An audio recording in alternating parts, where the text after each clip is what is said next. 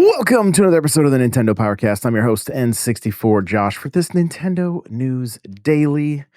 I'm a little under the weather, so if the energy seems a bit low, just bear with me. It's just because I've got this cold that I'm dealing with right now, so please forgive me.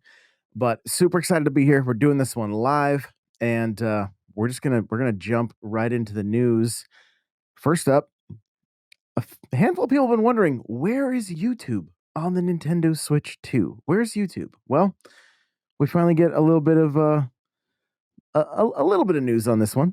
Somebody tweeted out to YouTube and Nintendo France asking, when is YouTube going to be available on the Switch 2? And Team YouTube replied, "Hey there, YouTube is not available on the Switch 2, but we hope to be offering it soon." So at least it's something. It's in the works. We know that much at least. And I'm gonna I'm gonna I'm gonna out Nady Nay right now because he sent me a screenshot of him playing Metroid Prime, and he had 800 and some hours of YouTube on there. Now I know it was his kid, but I was like, 800 hours of YouTube. What is going on here? That was just his kid playing the Law and Order theme over and over again. So there you go. There's some lore from the community for you guys. But I know he's going to be messaging me after that one. But YouTube is on its way to the Nintendo Switch too. So don't don't worry if you've been wondering and you've been waiting. Next up, there's a game called The Art of Rally. The devs' gorgeous off-road follow-up drives onto Switch 2 next year. This is via Nintendo Life, and it's a really interesting looking game. It Based on the artwork, it's like it you're driving off-road in the wilderness, but it doesn't look like it's all about, going fast and throwing mud everywhere. So back in 2021, um, Fun Fun Selector Labs, I think is how you say it, brought us Art of Rally, a super sweet driving sim that packed an unexpected depth under the hood. Next year, the team is following it up with Over the Hill, an equally gorgeous driver that's all about trekking off the beaten path. What's really exciting is it's coming to Switch 2. Nady Nay is here. I don't know. I don't know if you caught the first part of the show, but he says hello. So he may have caught it. It says, well, the Art of Rally, it was all about rally driving. Surprisingly, Over the Hills is for off-roading fans. You'll be sitting behind the wheel of a whole host of exploring vehicles from the 60s to the 80s, making your way through unwelcoming wilderness environments from rocky mountains to icy rivers. You can go it alone in a solo tour or bring 3 friends along for the ride, and the use of winches and ropes make sure everyone's drive goes smoothly. And this looks like a painting. You guys, it looks like a painting. The graphics are really really nice, and I'm I want to see like footage of it, but like to me it's giving like some kind of like cool indie cozy, like, explore nature vibes. Like that's really what I'm seeing from this. So I do recommend. I'm gonna go check out the first one. I'd never even heard of the first one, The Art of Rally, until until seeing this news article here. So I'm gonna I'm gonna go check that one out as well. And who knows, it may be in one of our indie showcases here very soon, because I'm very curious about this one, and it looks this new one looks really cool. So kind of excited about it, and recommend checking it out if that sounds like your thing. So let's see. Joey Pitt says, just jumping in. What's going on? Diddy Kong confirmed for Metroid Prime 4. um, yeah, no, nope, not yet, not yet. It's funny you say stuff like that, because like Bayonetta 2 had Samus outfits, I believe, and like Peach outfits for Bayonetta. So like you never know where these characters could potentially show up. I think there was also I'm fairly certain somebody could correct me, fact check me on this, but I'm pretty sure there was a Samus costume in Monster Hunter. So you never know. You never know what's gonna show up where. So I think Nady Nate just just saw the beginning of the show where I was where where I outed him. Moving on through the news here. Vintage shooter Mouse PI for Hire blasts onto Switch 2 in March 2026. And this game is like a black and white, hand drawn rubber hose animation inspired by cartoons of the 1930s. It's fast paced, first person combat where constant movement is the key. So think like Boomer Shooter. And uh, it's a thrilling single player campaign that unravels a complex web of crime and corruption. Let's see, a over 20 noir infused levels teeming with mice, rats, and shrews. Fully loaded arsenal of over a dozen unique weapons and equipment with cartoon twist. Devastating consumable power ups capable of turning the tide of any battle. Unlockable movement abilities and Metroidvania inspired level traversal. Original jazz soundtrack featuring a big band orchestral ensemble. This I remember seeing. I'm pretty sure we saw this from like a uh one of the directs. I know I've seen that, and I was like, "Yo, this is impressive." It's basically picture Cuphead with um in first person and black and white. It looks fantastic. It really, really does. So I'm looking forward to this one and learning more about it. And it is going to be coming 2026. Looks like March 19th to be exact. So, and that'll be coming to Switch 2 on March 19th. So, over from X, we got Hey saying all of this Chozo lore is making me hungry for chorizo. Nice. I love it. I love it. That's good. It's good stuff there. Good stuff. Welcome to the stream, everybody. So good to see everyone. Uh, I found this interesting. Bandai Namco is looking to revamp Shadows of Labyrinth in an upcoming update. Difficulty levels and better checkpoints in the works. So there's like a full announcement from them, and here's what it says. First and foremost, we'd like to express our heartfelt gratitude to everyone who played this game. Each and every one of your opinions is the greatest asset and the driving force propelling us forward. Reflections. We developed Shadow Labyrinth, aiming for a unique experience, wandering the labyrinth, devouring and evolving. We sincerely acknowledge that many evaluations of the games we've received, along with numerous opinions shared by our players, particularly inconvenience of saving, traveling, mini puck play controls in maze sections, and high difficulty. These were challenges felt by many players, and we strongly feel that there are points in the development team we must sincerely address. Purpose of the version update. The upcoming version update is not merely a bug fix or adjustment. Its purpose is to redesign the play experience and evolve Shadow Labyrinth into a game that more people can enjoy. A flexible system allowing players to choose difficulty levels and improved immersion through comfortable controls and appropriately balanced checkpoints. We will build the next update around those core elements, and we hope you look forward to the updated version of Shadow Labyrinth. And I think this is pretty cool. I don't know if it'll be the thing that's like, too little, too late. I'm glad to see this game back in the news again and being talked about again, and hopefully this does improve it.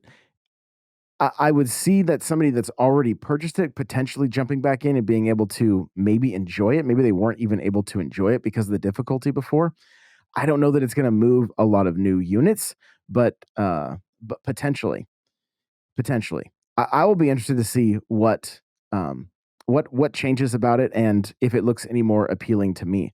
I love Pac-Man and would love to get into some of the dark lore. It's just the art style was really not doing it for me, unfortunately, and that was a big reason that I didn't check it out. So hopefully that may change the mind for some others though, and they can uh, get a little new life into the game. Joey asked the question. He says, "So if I have money for one game, Kirby Air Riders or Metroid Prime 4, what do I get? They both look so good." Oh, Joey, that is a tough one. That's a tough one because I my one, it's always going to boil down to your play style, right? And what you feel like you're going to get the most. It's going to be the most bang for your buck. They are not going anywhere, so it's not like they can't be purchased later. So keep that in mind. If if you are a huge Metroid fan, I would say definitely go with Metroid. It is going to be a single player, lose yourself in the experience. I was checking with our main topic tonight is Metroid Prime news, so that may help with your decision as well when we get to the last topic here, because there's some official news that came out of Japan, from an official Nintendo magazine called Nintendo Dream. So, and Nady says, if you like escape rooms, Joey, get Metroid Prime 4. The thing with the thing with Kirby that I will say, the reason that makes it difficult, if you have young kids, if you have friends or family to play this game with, uh, if you have, even jumping into the community to play Kirby, it's going to be fun. It's a much different experience than like Mario Kart World, and so it's a tough call, because if you have the right people to play with, or you really enjoy online, Kirby's going to give you hours and hours and hours potentially. If you're going to just play Kirby somewhat casually and it's not something you're going to throw a lot of time into, then I would say go with Metroid and enjoy that story. So, Joey says, which will get more hours? If Metroid Prime 4 has multiplayer, I'll lean that way, but Kirby Air Riders looks fun. I've never played a Metroid game. Yeah, that's a tough one. That's a tough one. The There is no multiplayer in Metroid as of right now. I went and looked through box. I went and checked the images of box art. It shows nothing. It says you only need Nintendo Switch Online. Uh, I don't have it in front of me right now, but it was not, the reason was not multiplayer. It was not multiplayer. So which bummed me out. In fact, I actually went and downloaded 30 minutes of Metroid Prime 2 multiplayer, and it looks so much like an evolution of GoldenEye or Perfect Dark. Not quite like not quite as fleshed out, but you could still tell like there's some love that went into it. And actually we'll be talking about that. We'll be talking about that in just a little bit too, right before we get into the main topic. So, but as of right now, there is no word on the street about Metroid having any kind of multiplayer. So if that's a deal breaker for you, then Kirby may be the direction you want to go. So, looking at the news here again from Nintendo Life, Shigeru Miyamoto is confident that Mario will be around for a long time to come, with a quote saying it's a given that Super Mario will constantly evolve. I see JavaScript is here. What's going on? Good to see you. The article reads, it's incredible to think how much Super Mario has evolved since the early days back in the 80s. Starting as a simple, albeit incredibly intuitive 2D platformer, Mario has since developed the ability to fly, shoot water from flood, traverse the literal depths of space, and transform into completely different characters via Cappy. But of course, if Mario is to reach his 100th anniversary, he'll need to evolve even more. And that's exactly what his creator, Shigeru Miyamoto, believes he'll do. Speaking in an interview in a special Nintendo Museum book to celebrate Super Mario's 40th anniversary, and it says, thanks, VGC, Miyamoto, alongside Takahashi Tezuka, Koji Kondo, uh, Toshihiko Nakago says Mario will constantly evolve by incorporating new digital technology in an effort to reach that lofty 100th anniversary. Furthermore, despite branching out into new mediums, Miyamoto believes Mario's true appeal lies in his interactivity that games provide. Before I jump into the quote, I want to say, Nindy Prime, what's going on? Good to see you. Brandon is here. Welcome, welcome. Hope everybody's having a fantastic night.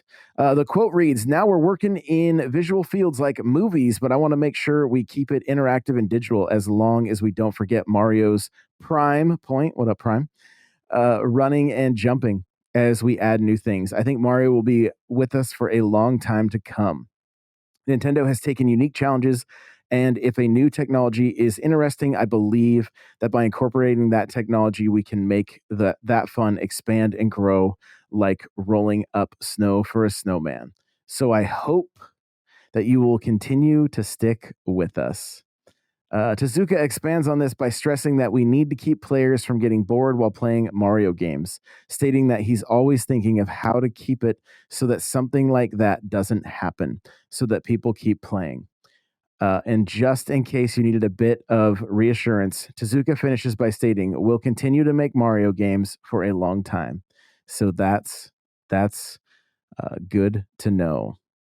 Good to know. And I mean, I think the secret is 8 to 12 year development cycles between 3D Mario games will keep all of us playing for many years to come. Many years to come. Just keep these really long dev cycles, and we will we will be patiently waiting to get our hands on the next game.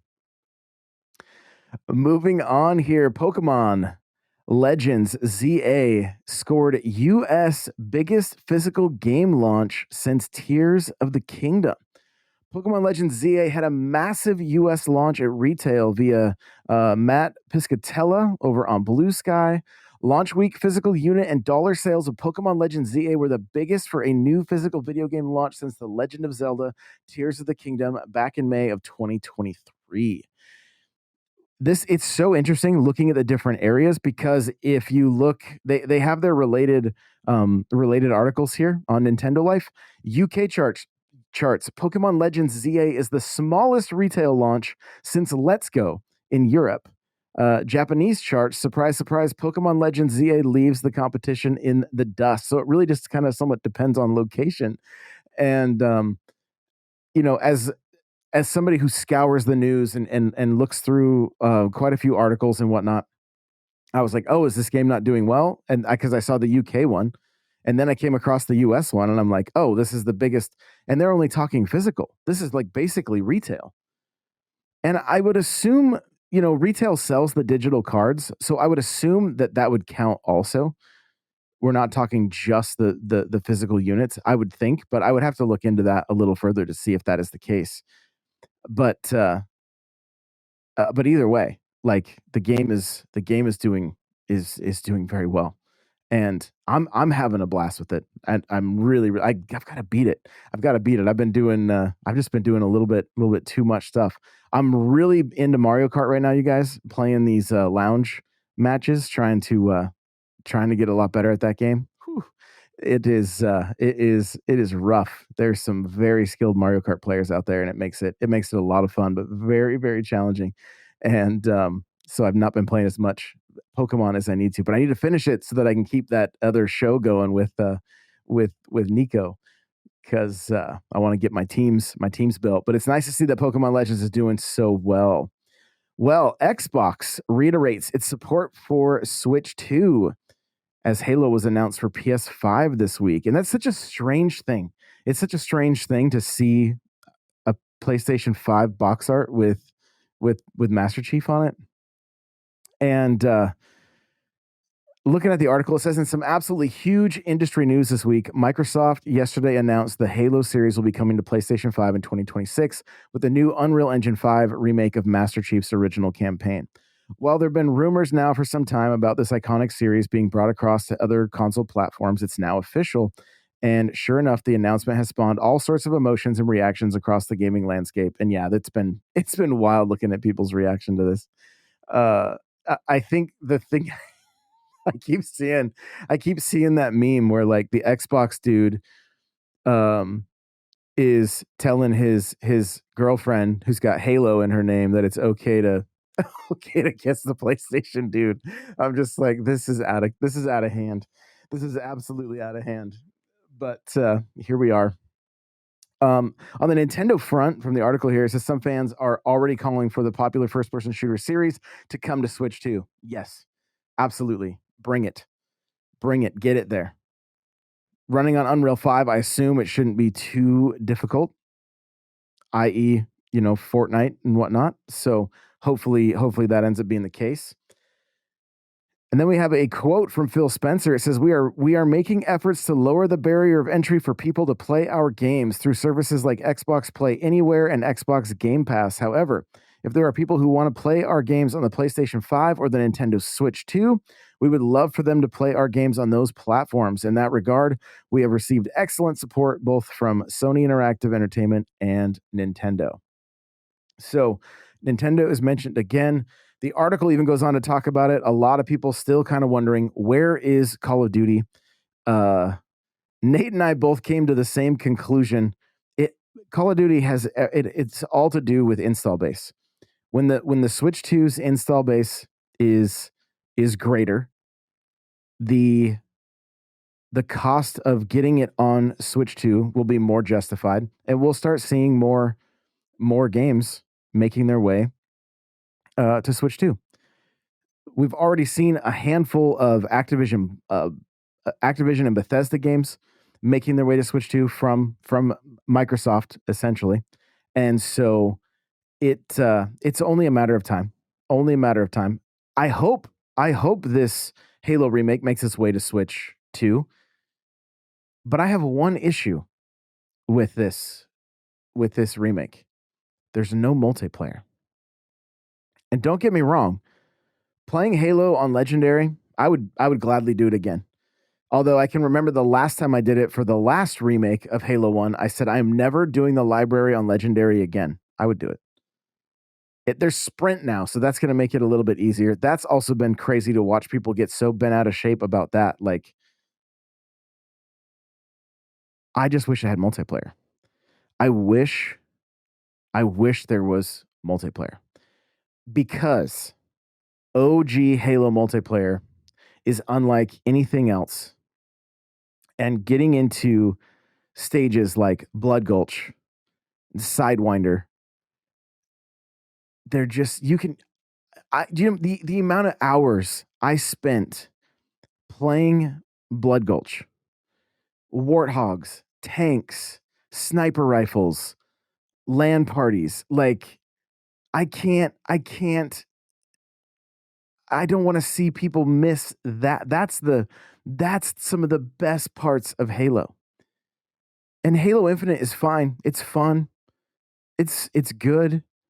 Don't get me wrong, but there was nothing like Halo 1 and Halo 2, right? Of course Halo 2 brought us online, but doing LAN parties in Halo 1 and getting 16 people together and trying to do capture the flag on Blood Gulch, or even if if you had 6 people or what, like whatever it was, Halo was something special. And so I'm so stoked that this campaign is going to be back out there again. I hope they do something within Infinite to a classic playlist, something along those lines, just to give us that feeling that we had from Halo 1. Because it's not, in my mind, it's not a complete package without the multiplayer. And Halo Infinite, like I said, it's fine. But after seeing how gorgeous this game looks, this remake, I immediately went, what does Blood Gulch look like? And then saw there was no multiplayer. And so, I mean, I guess it's on me for even assuming that it would be there, but I was just like, no, it's only single player. And I mean, I get it. That's what PlayStation fans are used to, is just single player games, so it'll sell well over there. And I'm only being facetious, guys. So please don't at me. But yeah, I really, really wanted to see, especially if it made its way to Switch. I want to play multiplayer Halo with the Switch community as well, the Switch 2 community. So, all right. we're gonna wrap up here. One little final news thing, and then we're gonna dive into Metroid Prime 4. So, Metroid Prime series producer wants fans to experience Metroid Prime 2 multiplayer. Metroid Prime series producer Kensuke Tanabe has revealed in the new Metroid Prime 1 through 3, a visual retrospective art book, that he would like to have more people experience the multiplayer mode they shipped with the GameCube Classic, Metroid Prime 2. Tanabe says the developers put their heart and soul in developing the multiplayer, and it wasn't a last minute addition. Love that. Retro finished the multiplayer mode without compromising on quality and even under such challenging conditions. He wrote, being of its time, it was designed for local play, so the number of players who actually experienced it might not be very large. If it is remade, I'd be delighted for more people to have a chance to experience it. After finishing Metroid Prime, Nintendo directed Retro Studios to complete the next project in as short of time as possible. Initially, there was a proposal to develop a multiplayer focused Metroid Prime 1.5, and ultimately, multiplayer was released in Metroid Prime 2. However, Retro expressed a desire to create a robust standalone sequel in Metroid Prime 2. And it's like I said, I was watching some multiplayer of Metroid Prime 2. I found a video on YouTube, and it like I don't really remember playing it all that much. I'm thinking at the time that it came out, I I may not have had a lot of people to game with that were good at first person. The other thing that was also strange at that time, it didn't completely control like a first person game back then. It was it was run with the left stick, but then you had to hold in your trigger to then look with your gun. And so it wasn't, if I remember correctly, and I could be remembering wrong, but I think they stuck with the same control scheme. And so it's not like jumping into Metroid Prime Remastered or Metroid Prime uh 4, where it's going to play like a modern shooter. So even to say, "Oh, let's get the I hope the remake comes out on NSO, or I hope the game comes out on NSO." I have a feeling it's going to turn some people off because the controls are not modern. They are not a modern control scheme. And I don't think it will be as bad as like GoldenEye or Perfect Dark, where people are like, yo, I can't even play this on a regular controller. What is going on? But it's it it it it definitely will show its age, unfortunately. So without a remake, we're never going to get to experience it the way that what I would say it technically should be experienced now. It's something we could probably play and kind of get used to, but it's not going to be a modern experience. So that's just something to keep in mind.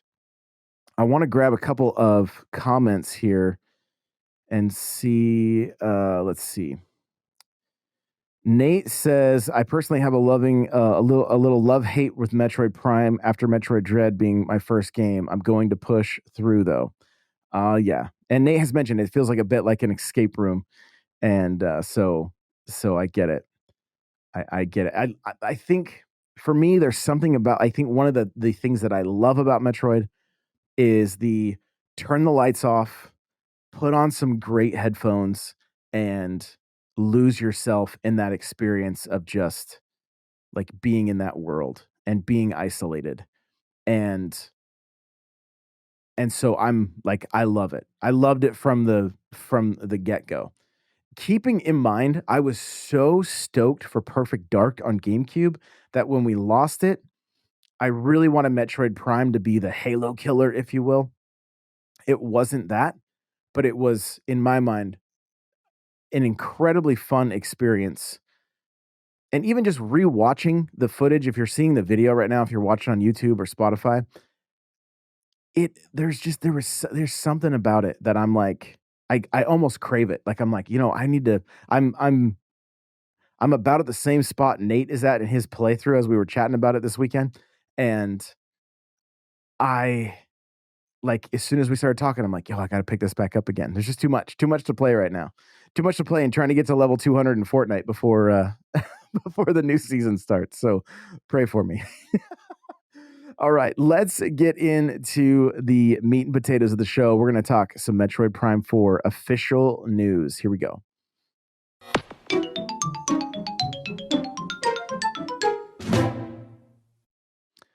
All right, well, Nintendo Dream, which is a Japanese magazine, has released an article about Metroid Prime 4. So this is like a Portuguese translation shared by Universo Nintendo soon afterwards, which has since been retracted after inaccuracies were pointed out. This feature is a direct English translation of the article intended to correct the record with scans of the original article, courtesy of Weibo.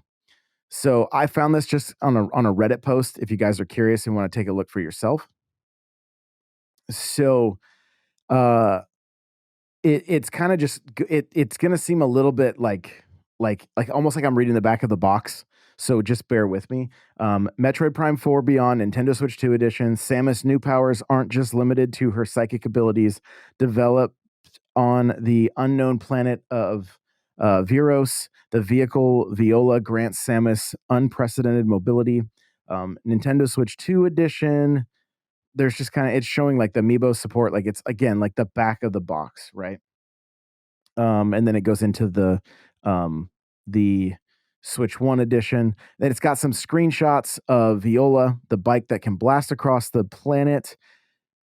And I do want to just put this out here prior.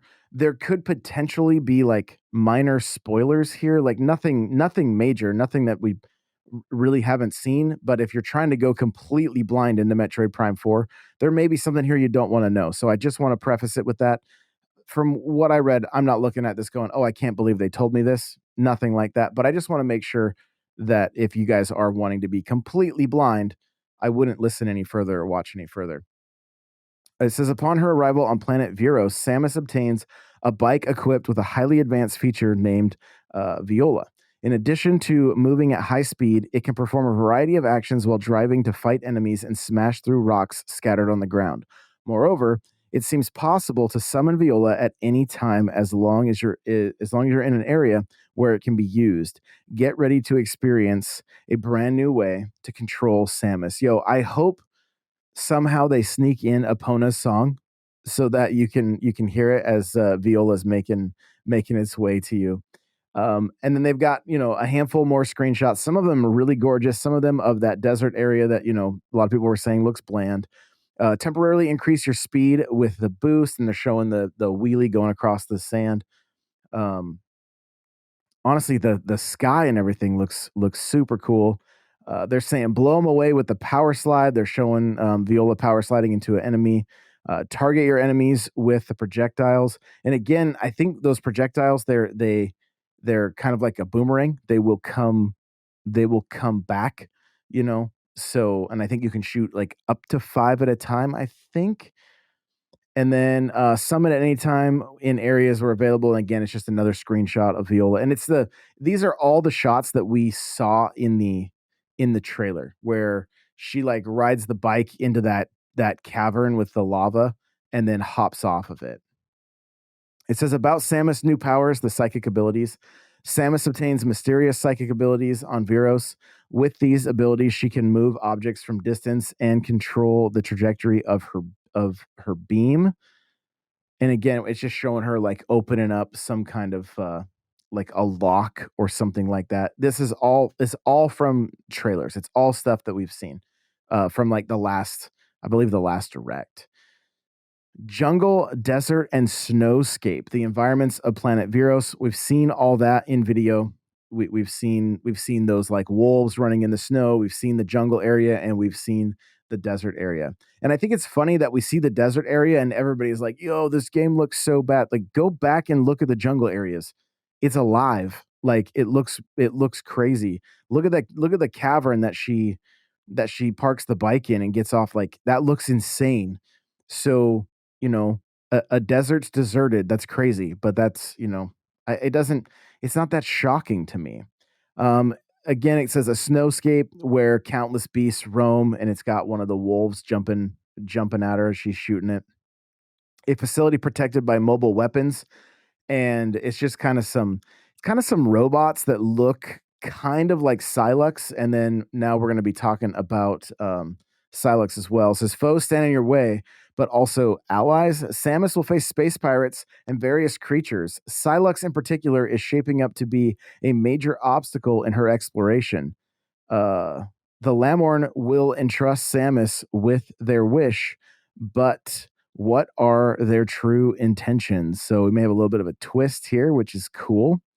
Aberax is he's that boss that we saw during the Treehouse event, where he's got like four Metroids like stuck in his shoulders and his hips, and those are the areas that you're trying to shoot with Samus. Like this looks like an incredibly fun boss fight. Like I'm I'm I can't wait to be able to experience this honestly, and I'm pretty sure that the majority of people that got to play this game got to experience this, or if they got that far anyway, got to experience it. I'm really, really looking forward to this. I'm curious. I kind of wonder if this isn't uh, the very beginning of the game, and then I don't know if she ends up getting teleported. We'll have to see exactly how it all plays out, but you seem pretty powered up for this. And if I remember correctly, she also doesn't have the third eye on her visor. So more than likely, this will be the opening sequence, and then boom, Centaviros, no gear, have to find new gear. You guys know how it goes if you played a Metroid game before. It's pretty common. Scrolling through the article, it's got Lamorn, which I believe is that other species that's like, like they said, the Lamorn will entrust Samus with their wish. But what are their true intentions? So, you know, could be could be some trust issues there, maybe. And then it says, "Who is Silux? Who hates Samus?" Silux first appeared in Metroid Prime Hunters.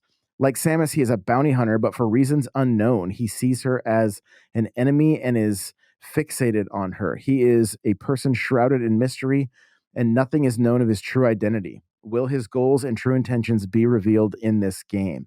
And the little bit of lore about him, I was doing a little bit more research and kind of just trying to find out as much as I could. Apparently, initially, his hate for the Federation led to his hatred towards Samus.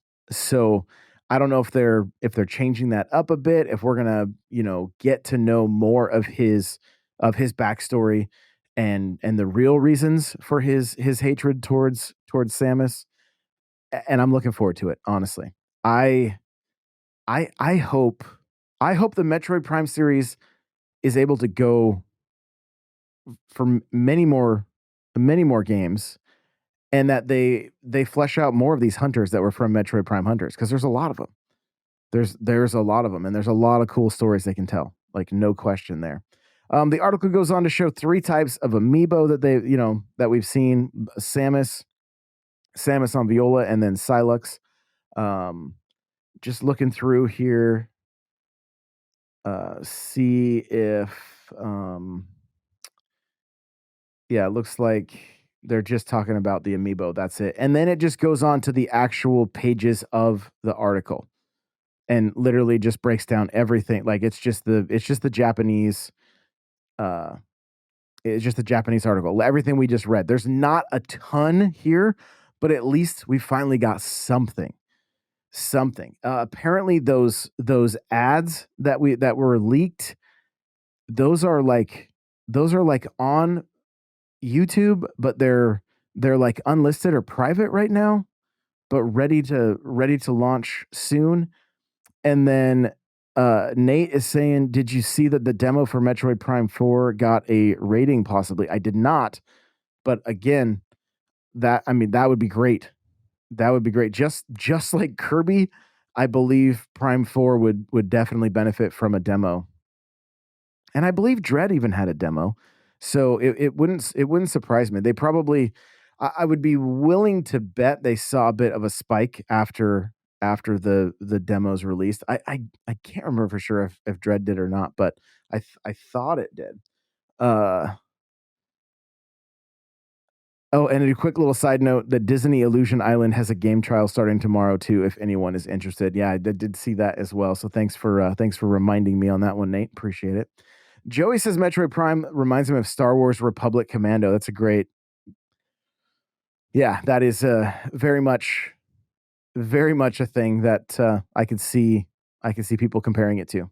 It has a similar vibe, especially being in the helmet and Joey says Dread does. I'm downloading it right now. You're gonna love it, my friend. Yeah, I'm excited for you. Excited for you to try it. So I was, like I said, I was fairly certain it did, but it's just one of those things. I want to make sure I'm not having people go and look for something that isn't there. So go if you've never played any kind of Metroid before, go try Dread. Go. You got NSO. Go play Super Metroid. It's literally one of my top 5 games of all time. Like go beat that game. It's so good. So good. So great to see some Metroid Prime 4 news. I'm very, very excited for this game. I do plan on, like, this is going to be, I'm gonna disappear for a little bit. I'll still be doing shows and everything, but when it comes to my gaming, I'm gonna be like lights out, headphones on, and I'm losing myself in Metroid Prime 4. I'm really, really excited for it. Really excited for it. It's how I played the first Prime game back when it came out on GameCube. Just lights out in my living room, just loving every minute of it, honestly. Having so much fun with it. Just a great time. So, really, really looking forward to this. So glad we got something. I'm assuming there's gonna be a direct for this game, similar to Donkey Kong. I think they're just, if I'm gonna be completely honest with you guys, I think Kirby has has hindered marketing and maybe even the roadmap for Mario Kart. And so, because they want it, they want all eyes on Kirby. So I'm expecting once Kirby launches, Metroid Prime 4 is going to be in full force, maybe even a little bit before, but then potentially even some Mario Kart World updates after the launch. Because pending the bundles are still happening, I've seen reports in two different ways that they're going to be there, they're not going to be there. If, like, I feel like I could see them pushing a little bit more Mario Kart, getting it in the news cycle right before the holidays so that, like, hey, open this up on Christmas and you're also going to get, and in my mind should be some free DLC, hopefully. Hopefully that even if it's just another cup or something like that. So here's what's funny. Joey says this: Mario Kart World desperately needs DLC updates and such. Because of the way I'm currently playing Mario Kart, I'm like, yo, they can wait for new tracks forever because I don't feel like I have a clue how to race these current tracks right now. So it the different perspectives are great. They are fantastic because I feel like I am struggling with that game, and uh and so the the more time I have with it before and even more tracks come out, I'm like, yo, I'm good. Which that's not how I felt prior to starting to do the lounge and get into these races, because it was all just like, yeah, more content the better, bring it on. Now I'm like, yo, I want to learn these things and I want to get good. So it's just a completely different perspective, but I completely get it. If you're playing Mario Kart casually and as like a party game, get all those tracks out there. Get get all those tracks out there. So appreciate you guys so much. Thank you for hanging with me live. If you're listening after the fact, you are also amazing. I found out something crazy this week, that because of the stats of this show, we are in the top 5% of it, podcast. It may just be gaming podcasts. It may be podcast. It's probably podcasts in general, though. So you guys are amazing. Thank you for listening week after week. It means everything. And if you are enjoying the show, please leave some reviews on Apple and Spotify. That helps push it up in the rankings and just gets kind of pushed out to, like, the front page, if you will. So I uh I really, really just appreciate everybody. I saw a review today that just absolutely made my day, and I'm so, so grateful. I'm seeing all your guys' comments on Spotify. If you're listening there, leave some comments. I'm thinking I have to. I'm putting a, like, kind of a schedule together, but on one of the shows a week is going to be just like community, like, questions and comments. So keep leaving those comments, whether you're on YouTube or on Spotify, and we're going to start using them for a segment of the show. So I really just do appreciate everything, and I will see you guys in the next one. Remember, play it loud.